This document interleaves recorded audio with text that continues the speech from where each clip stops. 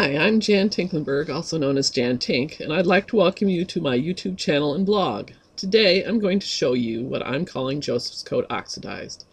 All the supplies I have used today are listed below in my description so you can find the supplies you'll need. Joseph's Coat Oxidized is really just the same as your standard Joseph's Coat, where you create a colorful background with ink, stamping with Versamark or embossing ink, embossing in clear embossing powder, then adding black or another dark ink to the whole piece, causing the embossed areas to pop right out at you. Instead, I'm using Distress Oxide inks for this process and being more selective about what I'm covering up. For this card, I'm using a border stamp from Darkroom door called Art Studio. It's a very large stamp, about 12 inches long, and it's difficult to find ways of stamping with stamps like this because they are so very large. In addition to this, I'm using some Distress Oxide inks. The colors are listed below in the description, and some blending tools, plus some Neenah Solar White 80-pound cardstock. As you can see, the border stamp does not fit in my MISTI, and so I tried a block that I have, which is the longest acrylic block that I have since this is a cling stamp, and it just doesn't fit. Instead, what I'm going to end up doing is putting it on my craft mat. Now I'm going to start with making my background using Distress Oxide inks, spraying them with water to bloom them, and then picking them up with my cardstock. I sped this up because it really was a long process, and I thought it would be just easier for you to watch me doing this quickly. I added some green, excuse me, and now I'm going to add some yellow colors.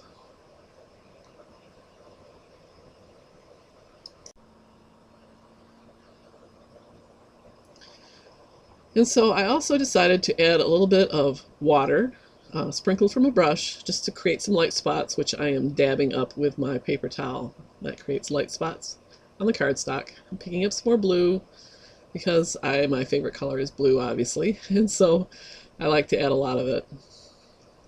And I'm picking up the ink with my brush and adding spots as well, little drips and splatters with my brush. And every time I do something else, I dry it with my heat tool to get it dry in between.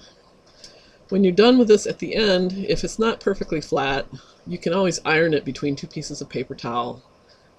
And I'm adding yellow splatters as well.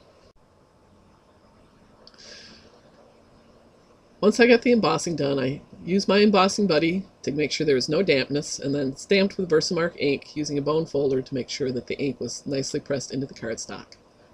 Then I added some WOW embossing powder in clear and made sure there weren't any stray specks, and that I got all the edges nicely covered with embossing powder. And now I'm embossing with my heat tool.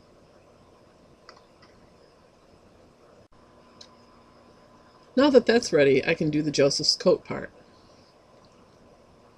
I grabbed some broken china ink and a blending tool, and I started going over the top of the embossing, trying to get the color beneath to show through against the darker ink. But I had forgotten that this was already a color I had used, and so it just didn't show up enough.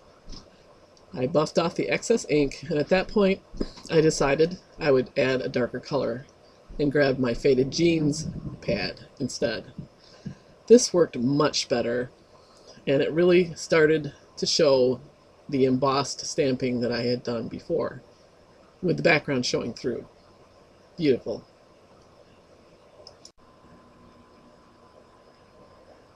Now that I've gotten it embossed, I'm going to die cut it using the WONKY stitched rectangle dies from My Favorite Things. This is really one of my favorite dies, and I use it all the time.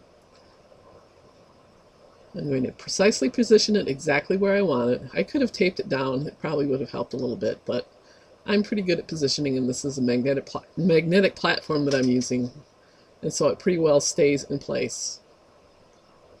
And I'm going to roll her through. And now I'm going to create the Believe piece for the front of the card using Believe dies and stamps from Simon Says Stamps. You'll also see me cutting that little white tag there. I didn't end up using it, so I just chucked it, but also I need to make this vellum a little smaller to fit in the big shot there. And I'll put my shadow die on the vellum, and I will roll it right through.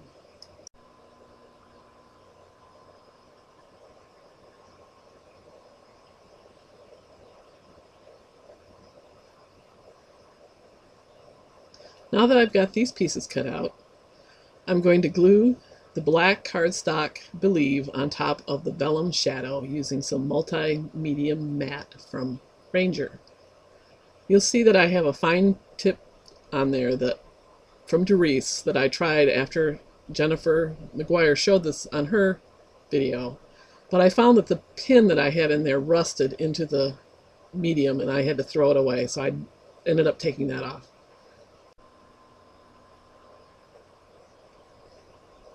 So I positioned that right on top and glued it down, and it sticks really well that way. Then I remembered I had to get the dot for the eye out of the cardstock so that I could glue that on top as well. So I'm using a jewel picker here. I'm just going to run it through that little bit of multimedia matte that I put up there on top and use that to glue it onto my vellum.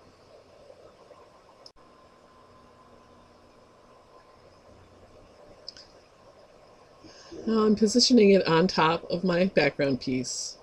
I want a little bit of a slant there. At this point, I'm going to stamp the tagline for the greeting below the word Believe, and I decided to choose In Your Dreams as my tagline.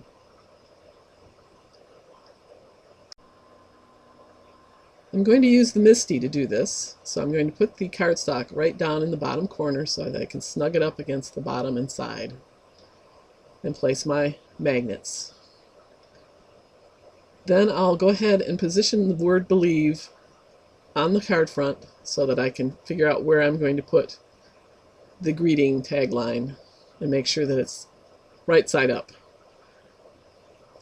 In order to position this, I'm going to use one of the tools that comes with the accessory set you can get for the MISTI.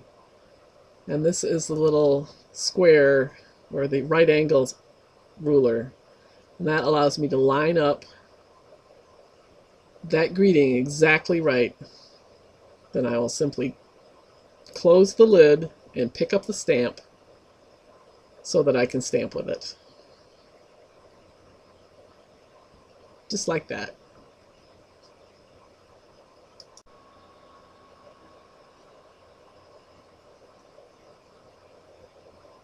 Okay, I'll get the Believe out of the way, move my magnet back, and then I'm going to ink up the stamp with VersaFine ONYX Black because it stays wet a little while and I can heat emboss with clear ink on top of it. And I ended up doing this twice just to be sure that I got a nice impression.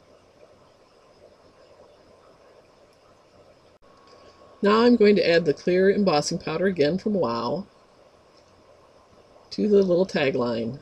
I'll just shake the excess back into the jar.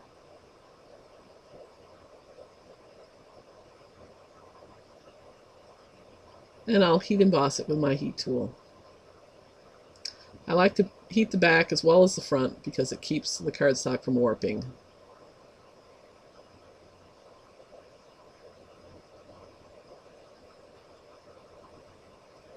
That all looks good. Now it's time to make the card base. I'm going to score at 4 1/4 on my 110 pound Neenah White Solar cardstock.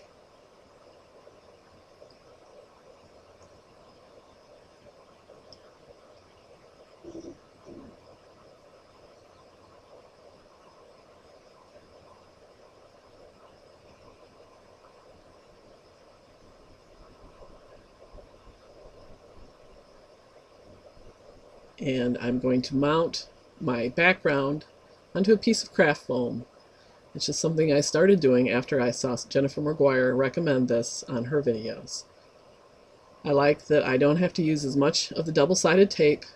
It's a lot less expensive and it doesn't crush in the mail.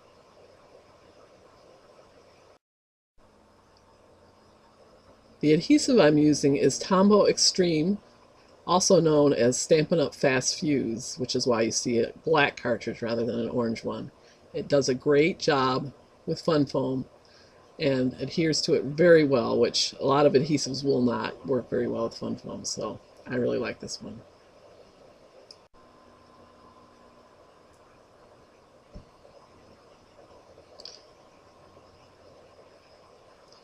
Alright, got a little out of frame there. Alrighty then, now it's time to adhere it to the front of the card.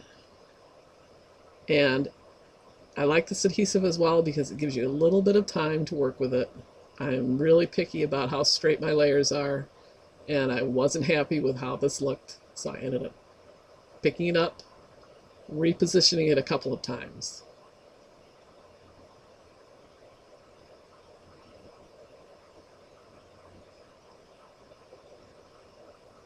Another thing I like about the craft foam is that it does flatten out the image a lot.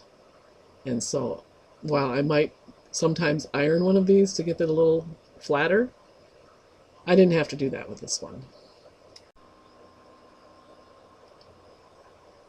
There.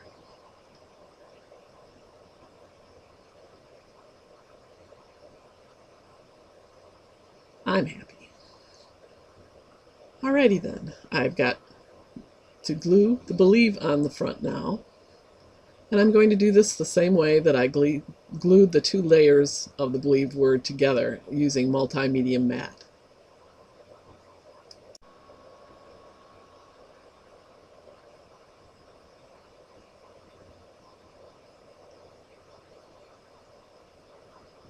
I'm making sure to put it just behind the black cardstock so that it doesn't show through on the vellum.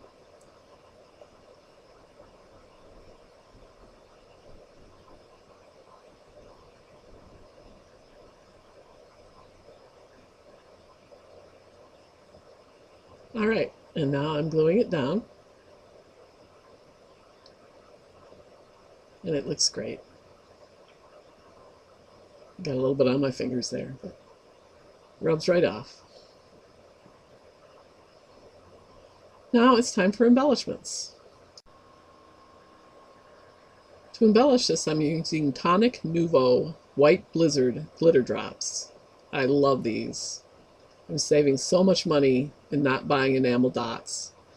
I like to start by practicing putting a few dots down on my craft sheet. You can do this on a piece of scrap cardstock as well, but it just wipes right off the craft sheet, so that works really well. And I pretty much know where I'm going to put these, but you can like punch little pieces of paper and use them to position around on your card front, trying to figure out exactly where you want to put your dots. Just try not to put your hand in them after you put them down. I did not do that this time, but I have in the past, so usually it's better to work from left to right, but obviously I had to be very careful not to mess these up. Now that I've got the dots where I want them, I set this aside to dry. And after I looked at it, I decided that the black was just too plain with the rest of the really pretty shimmer of the embossing and the glitter dots, so I decided to paint the black cardstock only with Wink of Stella, the clear variety, to give it just a little bit of a shimmer.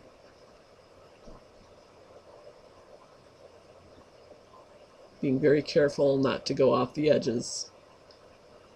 Though I don't know, I could have probably painted the vellum and it would have looked pretty as well.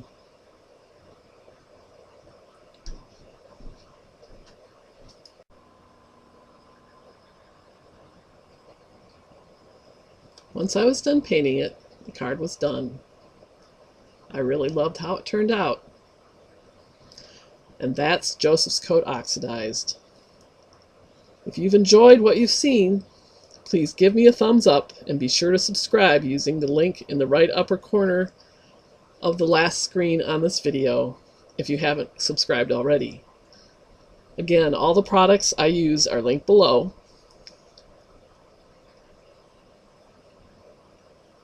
You'll also see some of my videos, which may also interest you, that you can watch by clicking on them.